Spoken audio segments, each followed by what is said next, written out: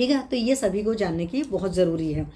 अब पुरुष धातु का कर्म के बारे में अगर बात करें तो जैसे एक दिन किसी ने क्वेश्चन पूछा था कि मैम राजच्छमा में मल को ही बल क्यों कहा गया है, तो मैंने उनको बताया था कि भाई एक्सेस नहीं निकलना चाहिए, शास्त्र में लिखा हुआ है, लेकिन कितना बढ़िया सुश्रुचि ने कहा है पुरुषम उपस्तंभम, मल जो है आपको धारण करता है। ये भी समझ लीजिए, एक सर्टेन वक्त के बाद उसको बॉडी से निकलना होता है। सो मलिनीकरणान मलन हम लोग बोलते हैं, जैसे जो आयुर्वेद वाले हैं, फर्टेनिटी वाले बहुत अच्छी तरीके जानते हैं कि बोलते हैं धारणा धातु है, जो चीज़ धारण करती है वो धातु है, लेकिन सर्टेन स्टेज के बाद में इसको निकलने की ज़रूरत होती है। जैसे मैंने आप लोग को उपधातु के केस में बताया था कि उपधातु भी आपके शरीर को धारण करती है, बट वो पोषण नहीं करती है।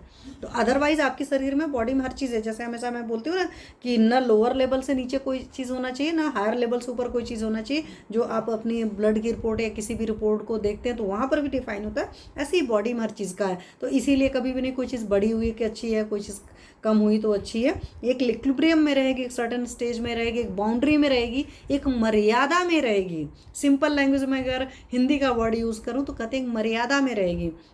और हमारे बॉडी के अंदर अधिकतर होता है कि सारी चीज़ें जब मर्यादा तोड़ती हैं, जो जहाँ पर होना चाहिए, जिस अमाउंट में जितना होना चाहिए, अगर वो नहीं रहता तभी प्रॉब्लम आती है।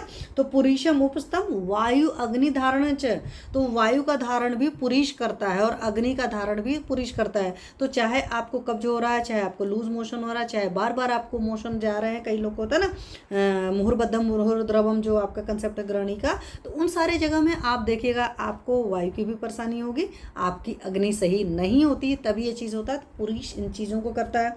साथ में सुश्रुत जी ने 15/7 में तो ये कहा था, और 11/5 में कहा अवस्टम्भ पुरुष से, मतलब धारणा शक्ति बनाए रखने का काम भी पुरुष करता है। तो पुरुष जो है ऐसा नहीं होता कि सिर्फ कचरा है बॉडी से निकल जाए, एक सर्टेन लेवल तक आपकी बॉडी में उसको रुका होना चाहिए। ठीक है, तो वो धारण होता है एक सर्टेन के बाद में, और वायु और अग्नि का धारण करता है और आपके शरीर का धारण करता है। तो ये याद रखना चाहिए। और AIPGT वगैरह एंट्रेंस एग्जामिनेशन में इस तरह के क्वेश्चंस आ सकते हैं, क्योंकि आजकल लॉजिकल क्वेश्चंस काफ़ी पूछे जाते हैं। श्लोक उन्होंने दे दिया तब तो अलग बात है, अदरवाइज लिखा हुआ है तो आपको याद नहीं रहेगा, तो बेहतर होता है रिकॉल करने का तरीका। मैंने हमेशा कहा श्लोक पढ़िए, आपको बहुत अच्छा याद रहेगा, बहुत अच्छा परफॉर्म करेंगे।